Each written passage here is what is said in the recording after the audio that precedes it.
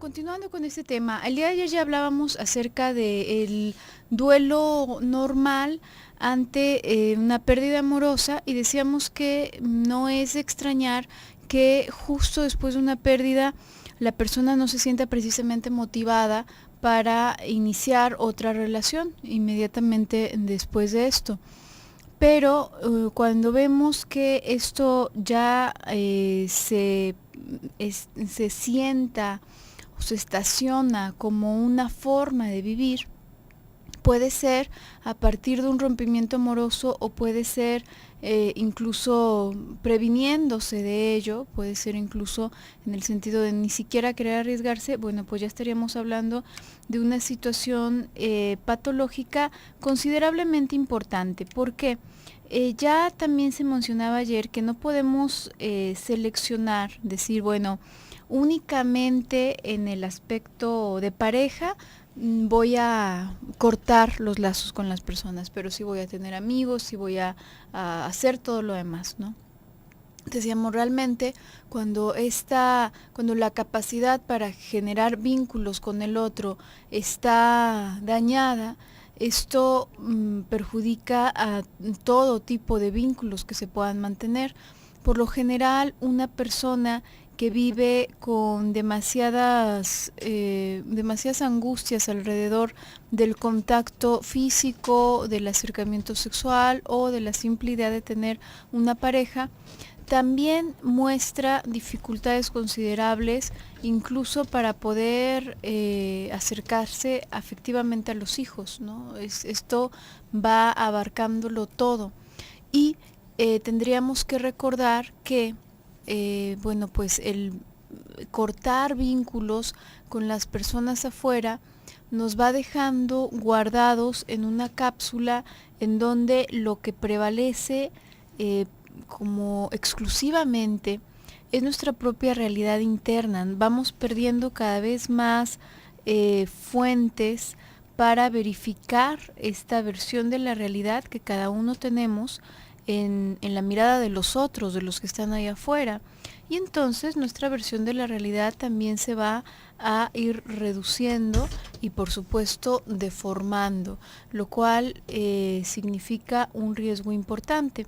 Ahora, no es una decisión, y en esto te quedabas tú el día de ayer, José Luis, no es una decisión que tomemos conscientemente, no es que una persona diga, bueno, pues entonces voy a salir y voy a buscar pareja para poder estar sano, ¿no? Y para poder empezar a relacionarme mejor con mis hijos y con mis compañeros de trabajo, etcétera, sino que ya más bien todo esto nos habla del trasfondo que existe. No es que cuando decimos esto no queremos decir que deberían de hacer, de proceder de otra manera, sino que vamos intentando tocar el por qué es que se vive esta experiencia, porque la única sensación que llega es una sensación de desilusión, ¿no? De que no valdría la pena arriesgarse, pero todo lo demás queda encubierto. Por supuesto, porque ahí es en donde está el quehacer del inconsciente, ¿no? En el que nosotros estamos viendo una parte de nuestra, digamos, de nuestra persona, de nuestras decisiones, pero que a final de cuentas tiene que ver con muchas otras cosas más que vienen desde el fondo. Y fíjate, Gaby, hace algunos días contestamos una pregunta de Mercedes, no sé si lo recuerdas. Era algo alrededor de una muñeca.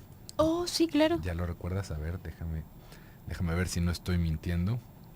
Así es lo de la muñeca y nos está contestando de lo que hablamos en aquel momento. Es muy breve, ¿no? Solamente nos da las gracias Gaby y José Luis por comentar el email en el programa. Me hacen siempre reflexionar. Saludos desde Roma, Italia. Etna. Ay, muchísimas gracias. Muchísimas gracias, Etna.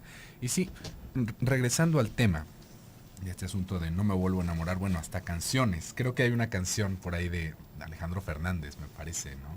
De Juan Gabriel. Sí. No me vuelvo a enamorar. Sí, es de Juan Gabriel. Sí. Bueno, pues yo me acordaba de otra, del Potrillo. Pero bueno, fíjese cómo realmente se vuelve como una experiencia muy común en todos. No quiere decir que si nosotros en algún momento de nuestra vida declaramos esto, ¿no? Yo ya no me vuelvo a enamorar, está como tantas veces que escuchamos, no vuelvo a tomar, ¿no? Esta es la última vez que tomo tanto. Y luego nos vamos a topar con esta misma situación. Esperemos que no se empate su vida amorosa con lo que tendría que ver con una adicción con el alcohol, pero ahí nos vamos a dar cuenta cómo el que estemos en esto no siempre nos va dando indicadores de que estemos sumergidos en una problemática narcisista blanca, mortífera, no, sino que también habla del dolor que hemos ido sintiendo y de las experiencias y cómo todos renegamos de lo mismo, cómo todos podemos renegar de esa sensación de traición, de abandono ante la separación y que bueno, por supuesto que nos va a traer un montón de cosas en nuestro futuro. Vamos a ir a un pequeño bloque comercial, en un momentito continuamos con el tema.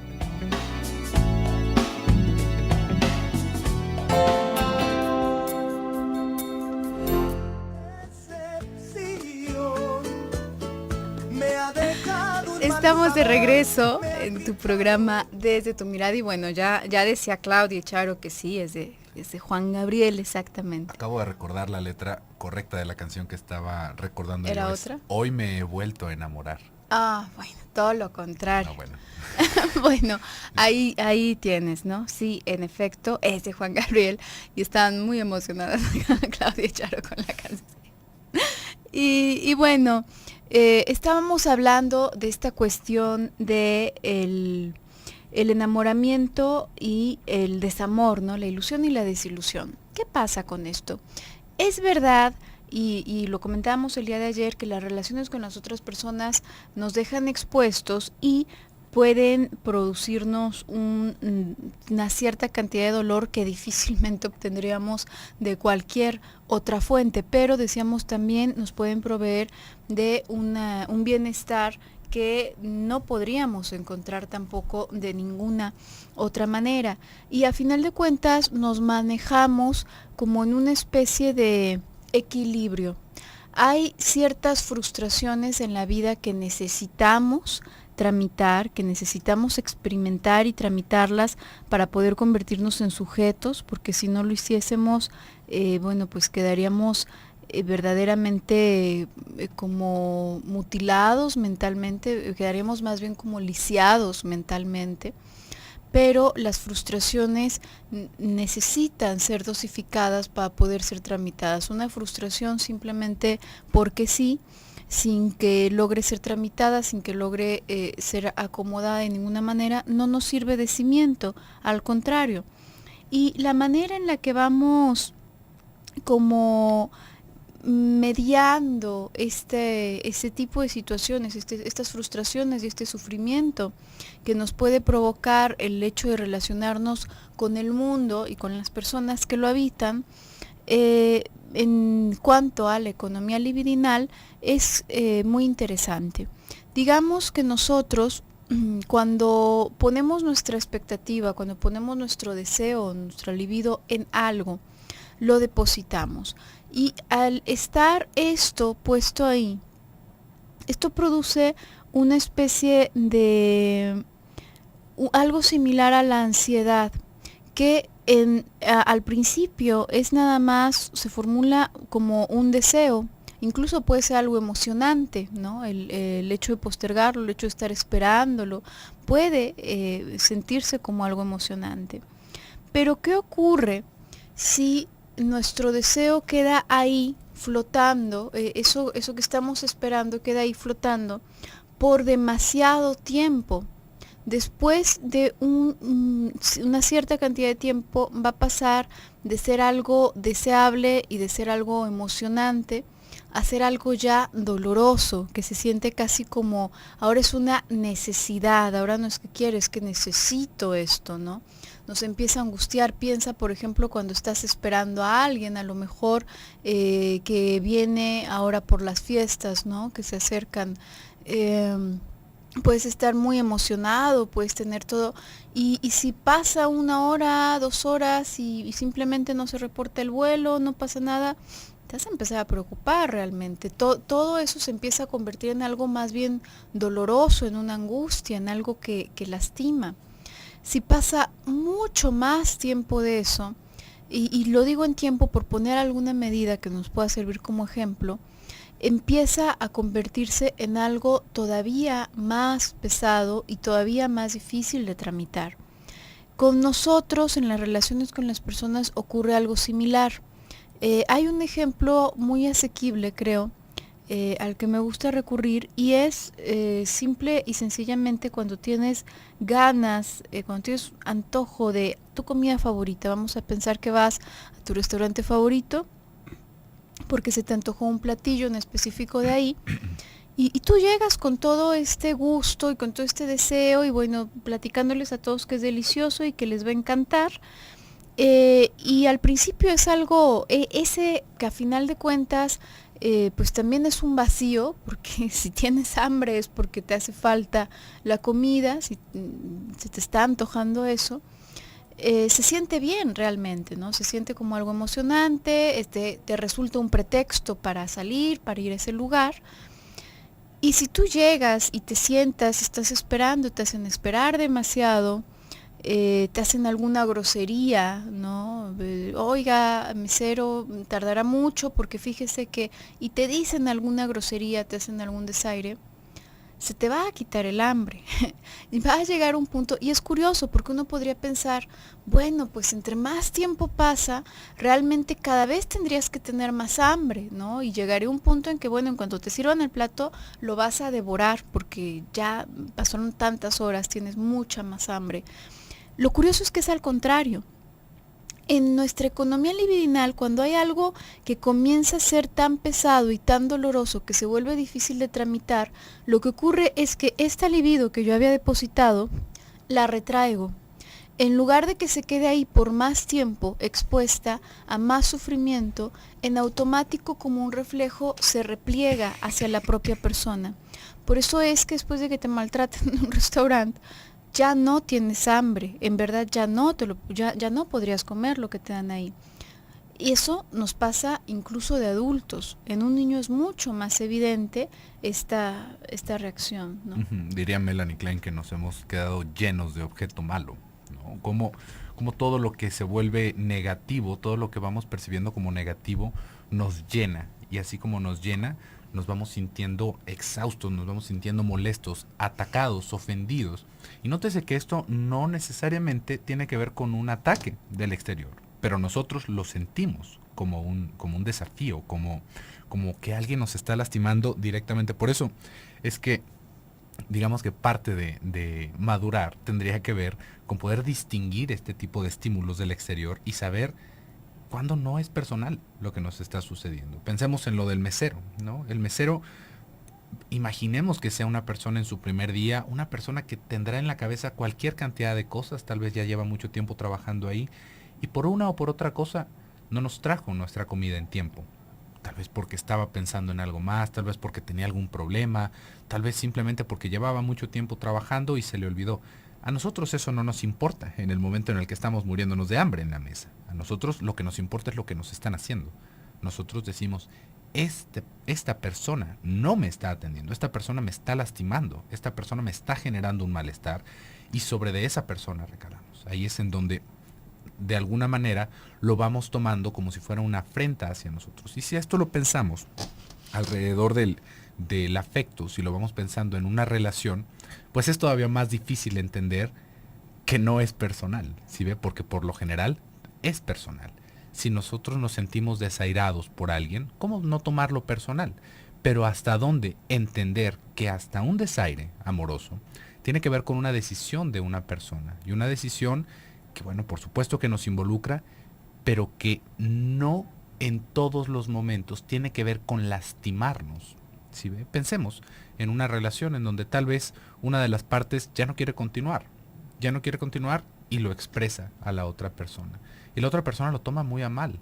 ¿Qué te hice? ¿Por qué me haces esto? ¿Por qué me dejas? Te odio. No vuelvo a confiar en nadie, no vuelvo a hacer.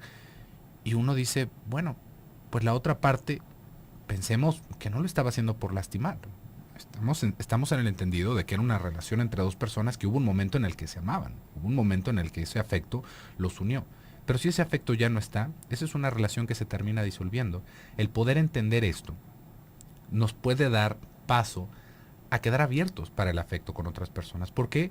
Porque tal vez suene como querer simplificar de más una situación así. Pero si esta persona con la que nosotros estamos ya no quiere estar conmigo, ¿yo por qué querría estar con él? ¿Yo por qué querría estar con ella? ¿Por qué estaría desperdiciando mi afecto en esa otra persona? Y por supuesto que le digo que es simplificar de más un asunto, porque nos vamos a encontrar con que el inconsciente trabaja de maneras misteriosas. Pero, a final de cuentas, fíjese cómo esta afrenta que nosotros vamos sintiendo hacia el amor, porque a veces ni siquiera es hacia la otra persona, porque hay personas que pueden distinguir y decir, no vuelvo a confiar en esta persona. Pero cuando nosotros extendemos nuestra molestia, yo ya no vuelvo a enamorarme, yo ya no vuelvo a buscar otra relación.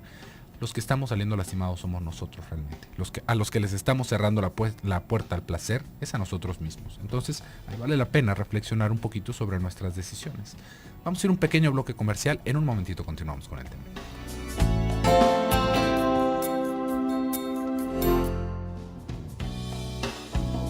Regresamos a tu programa Desde tu Mirada, 6:34. Estamos hablando el día de hoy acerca de No me vuelvo a enamorar, pero antes de continuar, déjame recordarte que si estás por cumplir 15 años y te falta el vestido para tu fiesta, no te preocupes porque Radio Mujer, el programa de Gala y Etiqueta y la revista Mis 15 te lo van a regalar.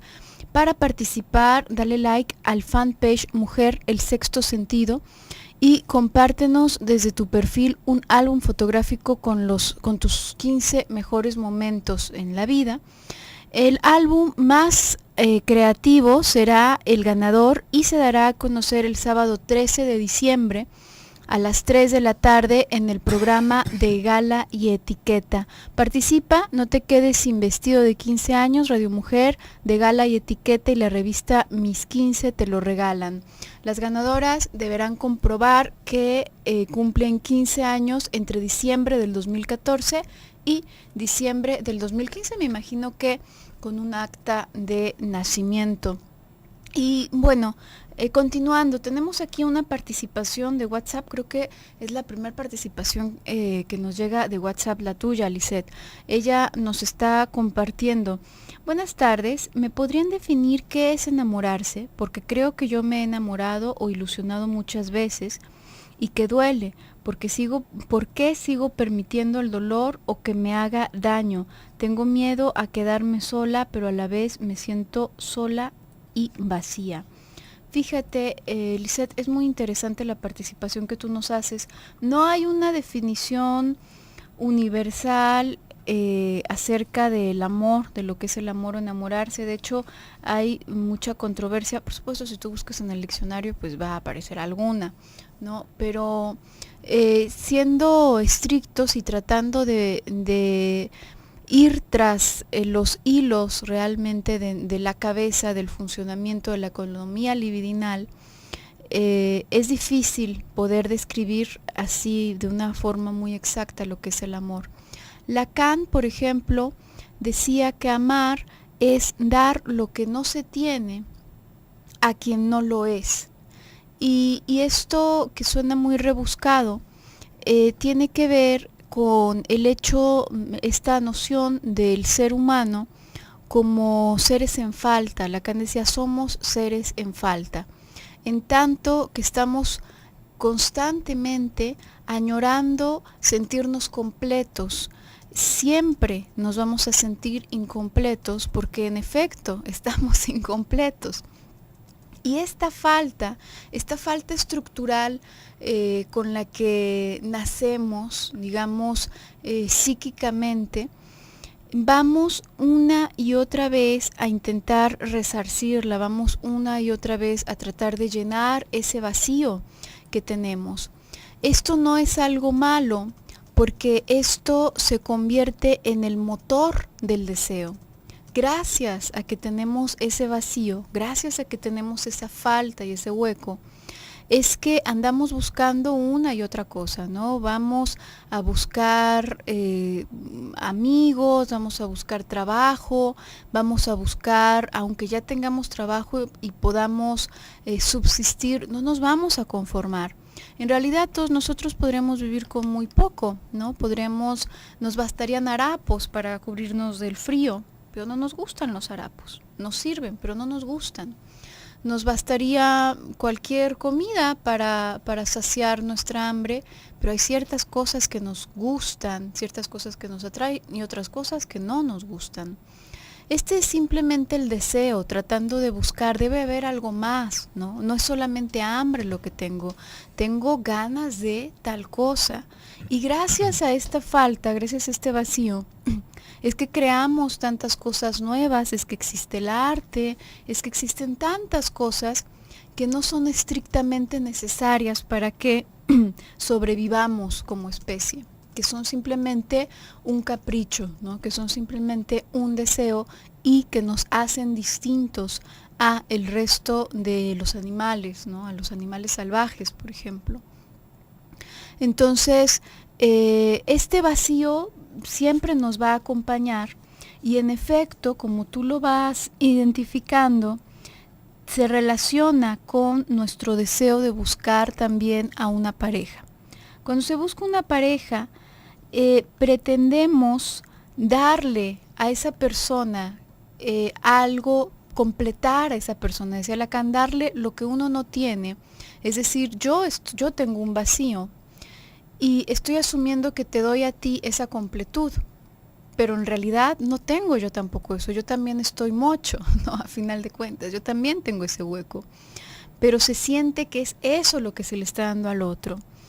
Y dárselo a quien no es, porque la otra persona igualmente no es mi media naranja. La otra persona de la misma manera, pese a la fantasía de ser completado por el otro, no va a poder completarme, porque también es una persona, también es un ser humano en falta. Entonces, de cierto modo, si nos ponemos, por ejemplo, a verlo desde esta postura de Lacan, sería como más parecido a una ilusión, ¿no? El amor sería como esta ilusión, esta búsqueda constante.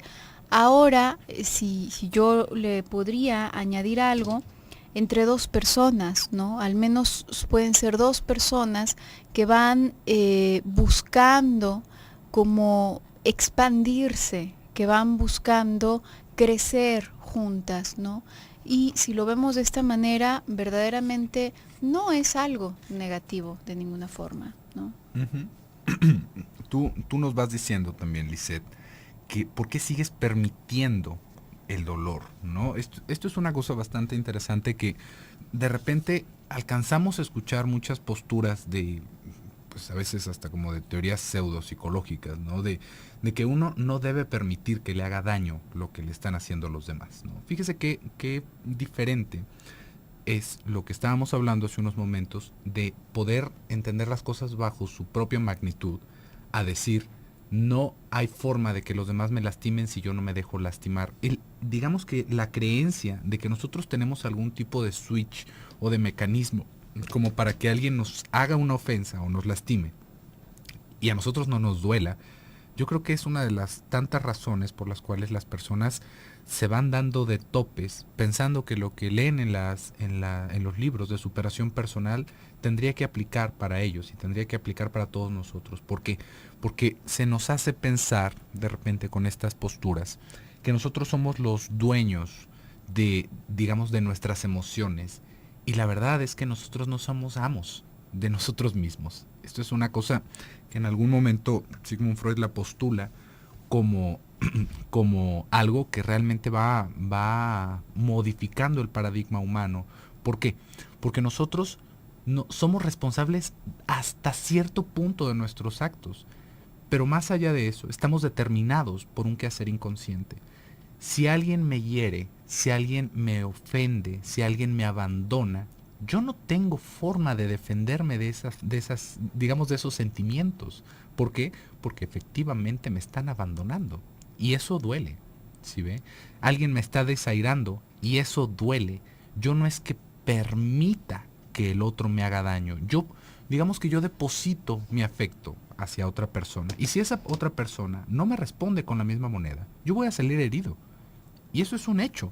No hay forma de que yo diga, bueno, entonces no lo voy a hacer para no salir herido, porque si no lo hago, no me puedo relacionar con esa persona. No me puedo relacionar de una manera real con esa persona. Este tipo de cosas de que, bueno, es que se terminó la relación y la verdad es que yo no sentí nada, solamente nos hace saber lo poco que sentíamos para esa persona, ¿sí ve? De lo poco significativa que fue esa relación. Cuando nosotros nos sentimos heridos, lo que estamos sintiendo no es lo que el otro nos hizo, sino el dolor de de no haber sido correspondidos ante todo el afecto que depositamos. Piénselo de esta manera.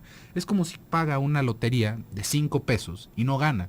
Y uno dice, bueno, pues hice el intento. Pero qué diferencia si se compra un boleto de 2,000, 3,500 pesos y no gana. Entonces dice uno, uy Dios, ¿por qué deposité tanto dinero si era una rifa? ¿No? ¿A quién se le ocurre más que a mí? Bueno, eso me saco por tarugo. Pero a final de cuentas, fíjese cómo ahí la diferencia es lo que nosotros depositamos en el otro. No hay forma de que nosotros evitemos esto. Esto es digamos que es parte de la condición humana. Vamos a salir heridos en las relaciones. Aunque tengan un bonito resultado, vamos a salir heridos en desilusión. Vamos a salir heridos de muchas otras maneras que solamente metiéndonos nos vamos a dar cuenta. Pero también vamos a salir beneficiados. Vamos a salir beneficiados, amados y premiados por nuestra dedicación a esa otra persona. Y si no es así, tenemos que recoger nuestras canicas y retirarnos a otro lado. Muy bien, vamos a ir a un pequeño bloque comercial. En un momentito continuamos.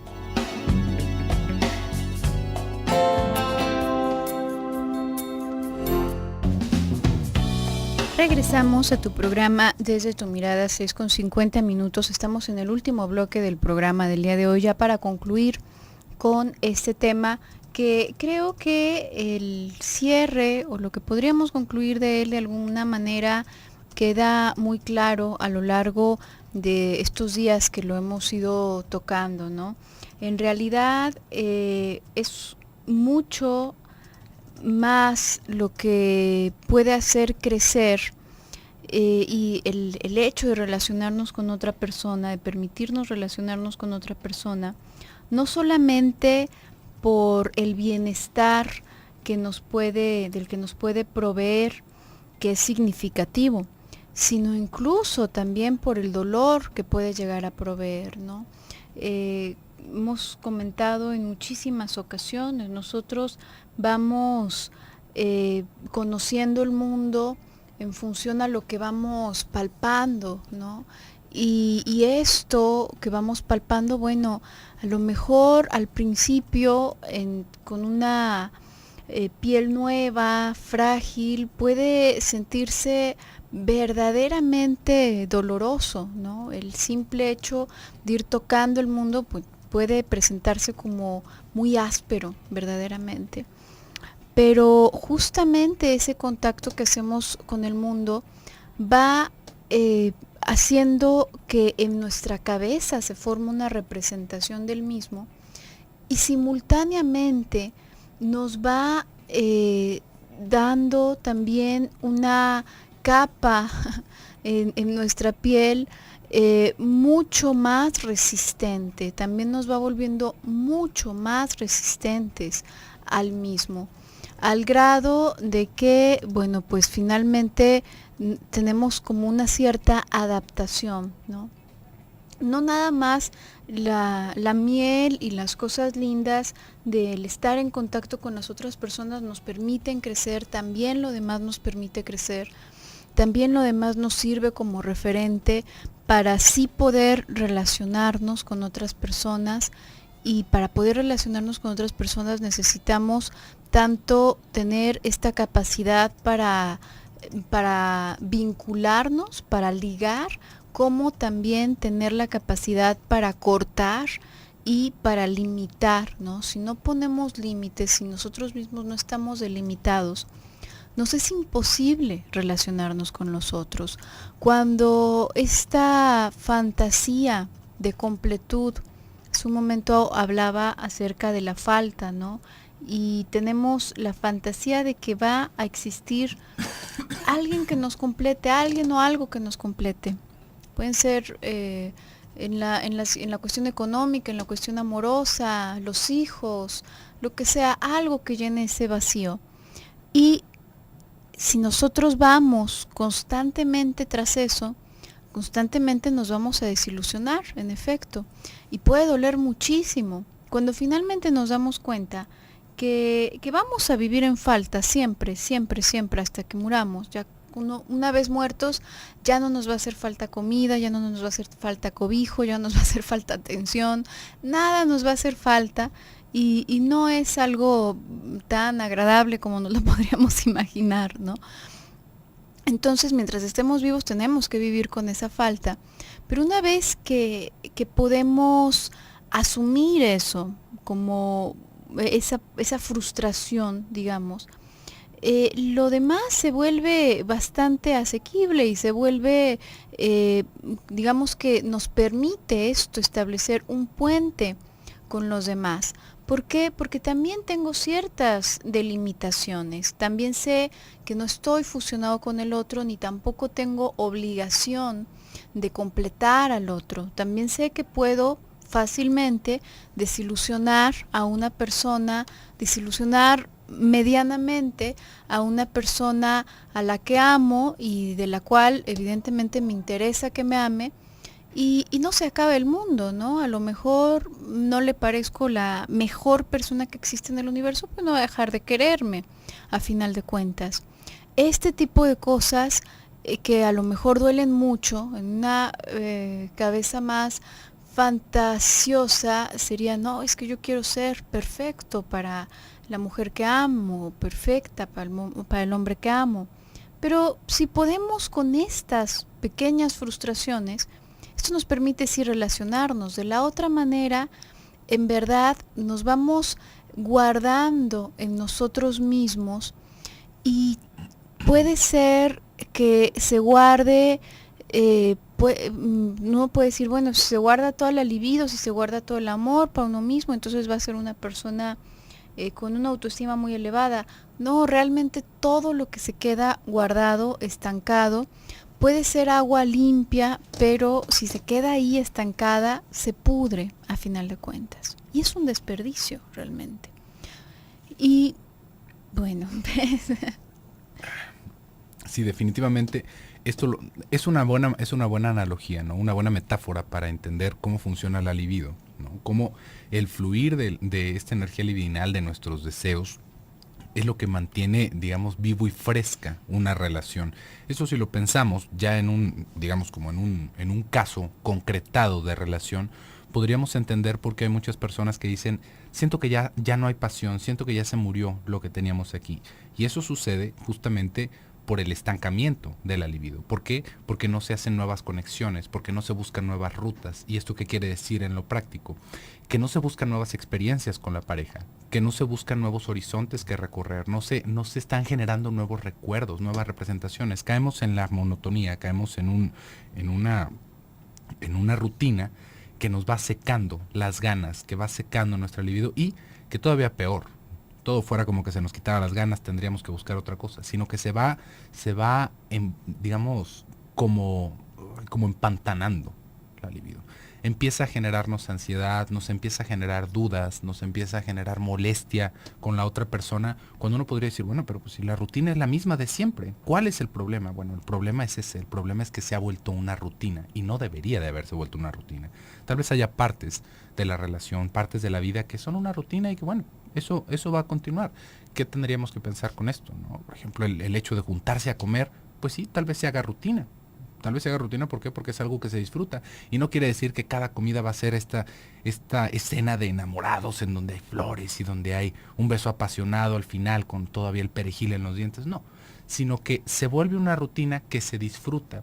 Pero cuando el comer es una rutina, el estar juntos es una rutina, el tener relaciones sexuales es una rutina, se acaba esa relación. Acabamos por darle en toda la torre a lo que pudimos haber pasado con esa otra persona. Y esto es algo que deberíamos de tener muy en cuenta, porque al momento en el que escuchamos este lamento de yo ya no me vuelvo a enamorar, lo que estamos viendo es el retraimiento de esa libido. Lo que estamos viendo es, imaginemos como si fuera un chorro de agua con el que nosotros estábamos regando una planta y ahora decimos ya no te vuelvo a regar y nos lo empezamos a echar en la cara. Eso es justamente lo que empieza a suceder. Y va a llegar un momento en el que esa agua nos va a acabar por fastidiar y nos va a acabar por ahogar a nosotros mismos. ¿Por qué?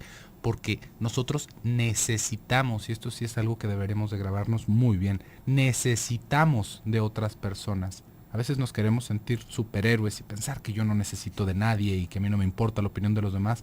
Y es una de las más grandes mentiras que nos podemos decir. Nosotros necesitamos del otro para reconocernos. Y ahí, en esa misma necesidad, es en donde tendríamos que preocuparnos de rodearnos de personas que nos estimen, de rodearnos de personas que sean fieles a nosotros, que sean honestas con nosotros, porque esa necesidad va a ser recíproca y lo que nosotros recibamos de esas personas va a ayudar a que nuestra vida realmente sea placentera o sigamos en la miseria. Pero fíjese cómo, aunque necesitemos de los otros, los que elegimos en un primer momento somos nosotros. Nosotros somos los que vamos eligiendo esos objetos. Si bien determinados en cierta parte por nuestro inconsciente, también tenemos la oportunidad, la posibilidad de romper esos viejos modelos, de romper esos viejos estímulos, esa monotonía en la que tal vez vivimos en muchos momentos y buscar nuevas alternativas. No podemos quejarnos de los demás. Sí los vamos a necesitar, pero recuerde que nosotros somos los que al final tenemos la elección de pensar con quién queremos acompañarnos. Y bueno, por el día de hoy se nos ha terminado el programa. Muchísimas gracias por el favor de su atención. Yo me despido, soy José Luis Amarripa. Yo soy Gabriela Maldonado, hasta pronto.